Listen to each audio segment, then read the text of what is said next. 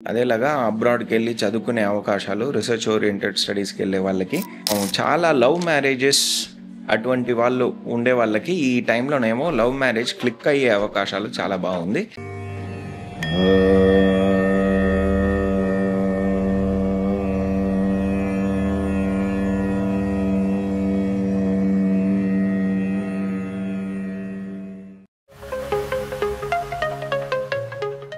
Media partner, like and follow.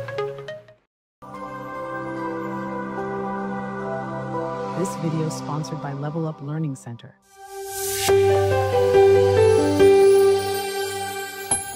Costume sponsored by Navia Everyday Fashion. నమస్తే సంగీత గారు, ఎలా ఉన్నారు మీరు? నమస్తే రమణ గారు, నేను బాగున్నాను. ఇప్పుడు వచ్చే నవంబర్ నెల గురించి చూస్తామా? దానికి ముందు సార్ మీరు చెప్పారు పోయిన అక్టోబర్ నెలలో అన్ని ఈ వార్స్ అన్ని కొంచెం తగ్గుతుంది అని చెప్పారు. అదేలాగా పొలిటికల్ డ్రామాస్ అన్ని జరుగుతుంది అన్నారు. దాన్ని జరిగింది. మీరు చెప్పినట్టు వార్స్ అన్ని తగ్గిపోతుంది అన్నారు. ఇదేలాగా ఇస్రాయల్ పాలస్తీన్ వార్ కూడా ఇప్పుడు ఆగిపోయింది. మీరు చెప్పారు అక్టోబర్ 18th కర్కటక రాశిలో గురువు సంచరించిన తర్వాత చాలా మంచి జరుగుతుంది, మంచి మార్పులు వస్తుంది అన్నారు. అదని ఇప్పుడు మన నవంబర్ లో చూడవచ్చా?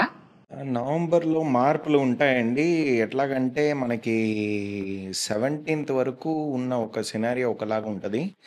17th తర్వాత ఒకలాంటి వార్ అన్నది ఉంటుంది. ఎట్లాగుంటుంది అంటే ఒకలాంటి ఎకనామిక్ వార్ఫేర్ అన్నట్టు ఒక సినారియో రావచ్చు. మార్కెట్ అప్స్ అండ్ డౌన్స్ చాలా ఎక్కువగా అవ్వడం, మార్కెట్ క్రాష్ అవ్వడం కూడా జరగచ్చు. Readjustment of the whole world economics అనే ఒక విషయం ఒకటి జరగవచ్చు ఈ నెలలో. రెడీగా ఉండండి. అందువల్ల ఏంటంటే మార్కెట్లో ట్రేడింగ్ చేసే వాళ్ళు, ఎక్కువగా టైం దాంట్లో ఇన్వెస్ట్ చేసే వాళ్ళు కొద్దిగా జాగ్రత్తగా ఉండాలి ఈ నెల, ఎస్పెషలీ నవంబర్ 17 తర్వాత. ఈ నెల గ్రహచారం చూస్తే ఎలా ఉందంటే మనకి చాలా గ్రహాలు మారుతూ ఉన్నాయి. సిచ్యువేషన్స్ చాలా డ్రాస్టిక్గా ఉంది అని చెప్పొచ్చు. ఎందుకంటే ఇప్పుడు స్టిల్గా ఉండే గ్రహాలు ఏం మార్పు లేదు అనేది మనకి చూస్తే సూర్యుడు తులారాశి నుంచి వృశ్చిక రాశికి వెళ్ళిపోతారు నవంబర్ 17 తర్వాత. అదేలాగా శుక్రుడేమో తన నీచ స్థానాన్ని వదిలేసి తులారాశికి వచ్చేస్తారు. ఆయన నెల ఆఖరి వరకు అక్కడికే ఉంటారు. కాకపోతే మంగళుడు తన ఇంట్లోనే వృశ్చిక రాశిలోనే ఉంటున్నారు మా నెల ఆఖరి వరకు. డిసెంబర్ 5th ఆ టైంలోనే ధనురాశికి వెళ్తున్నారు. అప్పుడు మనకి వృశ్చిక రాశిలో సూర్యుడు, మంగళుడు, బుధుడు వేరే అక్కడే ఉంటున్నారు. ఈ బుధుడు ఒక మూమెంట్ చాలా ప్రత్యేకంగా ఉంటుంది ఈ నెల. ఏంటంటే ఆయన అనురాధ నక్షత్రం వృశ్చిక రాశిలోనేమో వక్రం అవుతారు నవంబర్ 10వ తారీఖు. తర్వాత మంత్ ఎండ్కి వచ్చేసరికి విశాఖ 3వ పాదానికి వచ్చేస్తారు తులారాశిలో. ఈ ఒక మూమెంట్ చాలా ఇంపార్టెంట్ అయిన మూమెంట్. అదేలాగా శనీశ్వరుడు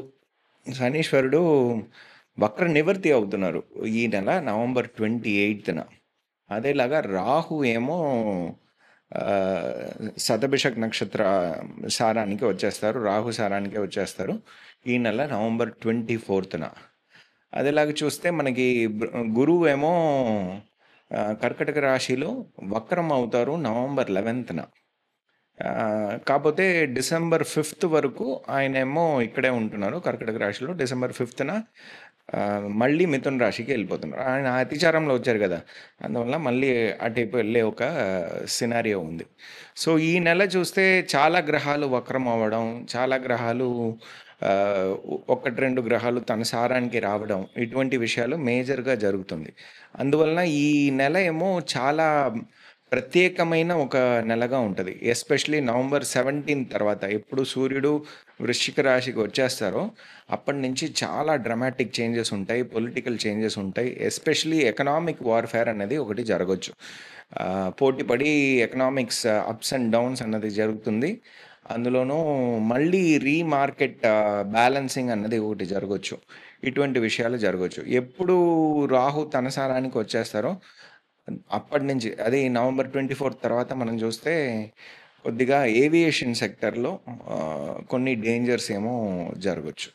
ఇవన్నీ ఈ నెల మనం చూడొచ్చు. ఇప్పటి నుంచి మనం నవంబర్ 24 తర్వాత నుంచి మనం చూడొచ్చు. ఈ నవంబర్ నెల వృషభ రాశి వాళ్ళకి ఎలా ఉండిపోతుందండి?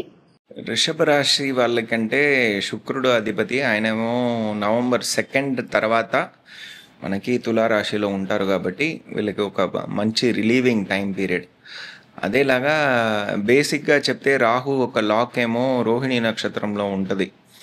ఆయన నవంబర్ 24న ఎప్పుడు తనసారానికి వెళ్ళిపోతారో రోహిణి నక్షత్రం వాళ్ళకి మంచి రిలీఫ్.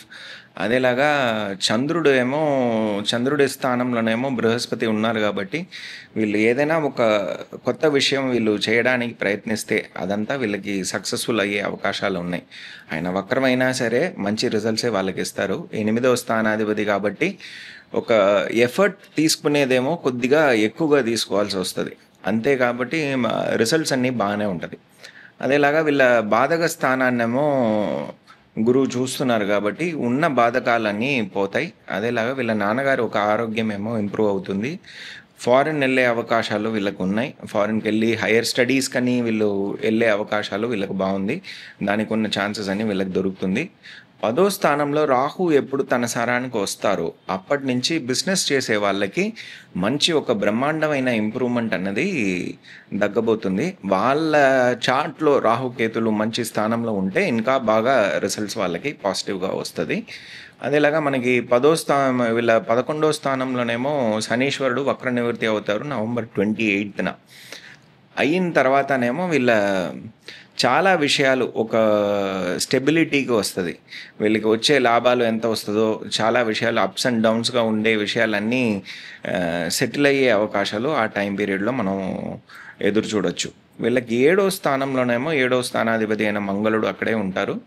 అదేలాగా బుధుడితో పాటు 5వ స్థానాధిపతితో పాటు ఉంటారు కాబట్టి మనం చాలా లవ్ మ్యారేజెస్ అటువంటి వాళ్ళు ఉండే వాళ్ళకి ఈ టైంలోనేమో లవ్ మ్యారేజ్ క్లిక్ అయ్యే అవకాశాలు చాలా బాగుంది. అదేలాగా మ్యారేజ్ కాని వాళ్ళకి ఈ టైంలోనేమో పెళ్ళి కుదిరే అవకాశాలు కూడా చాలా బాగుంది, ఎస్పెషలీ వృషభ రాశి వాళ్ళకి. వచ్చే నవంబర్ నెల ఈ రాశి వాళ్ళకి బిజినెస్ అని బాగా జరుగుతుందా? బిజినెస్ చేసే వాళ్ళకండి ఇప్పుడు వీళ్ళ 10వ స్థానంలోనేమో రాహు ఉన్నారు. ఆయన బృహస్పతి ఒక సారంలో ఉంటారు. ఆయన నవంబర్ 24నేమో తన సారానికి వచ్చేస్తారు. వచ్చేటప్పటికి చాలా విషయాలు బ్రహ్మాండంగా ఇంప్రూవ్ అయ్యే అవకాశాలు ఉన్నాయి. కాకపోతే ఏంటంటే వాళ్ళ జాతకంలో రాహుకేతు ఎట్లా ఉన్నారో దాన్ని తగ్గట్టు ఈ ఇంప్రూవ్మెంట్స్ అన్నీ ఉంటుంది.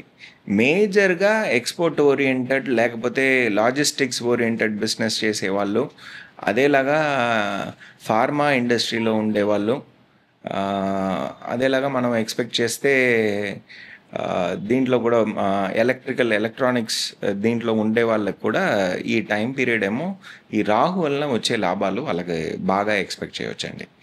వచ్చే నవంబర్ నెల ఎంప్లాయీస్కి ఎలా ఉండిపోతుందండి? ఎంప్లాయీస్కి ఏమో ఇది చాలా మంచి సమయం. నవంబర్ 2 తర్వాతే చాలా మంచి సమయం, ఎందుకంటే శుక్రుడు అక్కడే ఉంటాడు. కాకపోతే ఏంటంటే కొద్దిగా అప్స్ అండ్ డౌన్స్ ఉండొచ్చు, ఎందుకంటే సూర్యుడితో పాటు ఉంటాడు కాబట్టి. మనకి నవంబర్ 17 తర్వాత చాలా స్మూత్గా వెళ్తుంది. అదేలాగా లీగల్ కేసెస్ ఏదైనా ఉంటే వీళ్ళకేమో ఈ టైంలోనేమో అది సాల్వ్ అయ్యే అవకాశం చాలా బాగుంది. అది ఎట్లా అంటే అవుట్ ఆఫ్ కోర్ట్ సెటిల్మెంట్ అటువంటి విషయాలు వీళ్ళకి జరగచ్చు, ఎందుకంటే 10వ స్థానంలోనేమో బృహస్పతి ఉన్నారు కాబట్టి 6వ స్థానానికి అవుట్ ఆఫ్ కోర్ట్ సెటిల్మెంట్ ఒకటి వీళ్ళకి సెటిల్ అయ్యే అవకాశం చాలా బాగుంది. శుభకార్యాలు పర్టికులర్గా పెళ్లి ఈ నెలలో జరిగే అవకాశం ఎట్లా ఉందా? శుభకార్యాల్లో వీళ్ళకి ఉందండి, ఎందుకంటే వీళ్ళకి 7వ స్థానాధిపతి అయిన మంగళుడు అక్కడే ఉన్నారు. ఆయనేమో గురువు ఒక దృష్టి అక్కడ ఉంది. అదేలాగా శుక్రుడేమో తన ఇంట్లోనే ఉంటున్నారు, తన మూల త్రికోణ స్థానంలో ఉంటున్నారు కాబట్టి శుభకార్యాలు ఫిక్స్ అయ్యే అవకాశాలు వీళ్ళకి చాలా బాగుంది. అదేలాగా పిల్లల గురించి ఎదురు చూసే వాళ్ళకి మనకేమో డిసెంబర్ 5 తర్వాత మంచి పాజిటివ్ రిజల్ట్స్ వాళ్ళకి రావచ్చు. అంతవరకు కొద్దిగా అప్స్ అండ్ డౌన్స్ ఉండొచ్చు. డిసెంబర్ 5 తర్వాత మంచి పాజిటివ్ రిజల్ట్స్ రావచ్చు. అదేలాగా 9వ స్థానాన్నేమో బృహస్పతి చూస్తున్నారు కాబట్టి ఒక పిల్లోడు, ఒక బాబో ఒక పాపో మనకి ఈ టైంలో ఇంటికి రావడానికి అవకాశాలు కూడా చాలా బాగున్నాయి. పిల్లల గురించి వాళ్ళ ఆరోగ్యం ఎలాగుంటుంది? ఫారిన్ ఆపర్చునిటీస్ ఏమైనా దొరుకుతుందా హైయర్ స్టడీస్? పిల్లల ఆరోగ్యం గురించి అంతగా మనం బెంగపెట్టుకోకర్లేదు. కాపోతే ఏంటంటే మెంటల్ స్టేటస్ మాత్రం కొద్దిగా అప్స్ అండ్ డౌన్స్‌గా ఉండొచ్చు. వాళ్ళకి కొద్దిగా జనరల్ మోటివేషన్ మనం ఇస్తూ ఉండాలి.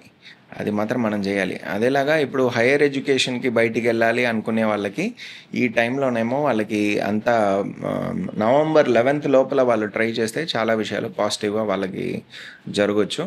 అదేలాగా అబ్రాడ్‌కెళ్ళి చదువుకునే అవకాశాలు, రిసర్చ్ ఓరియెంటెడ్ స్టడీస్‌కెళ్ళే వాళ్ళకి ఇది దొరికే అవకాశాలు చాలా బావుందండి. సరే అన్ని చెప్పేశారు. ఈ రాశి వాళ్ళకి ఏం పరిహారం మంచిది అంటారు?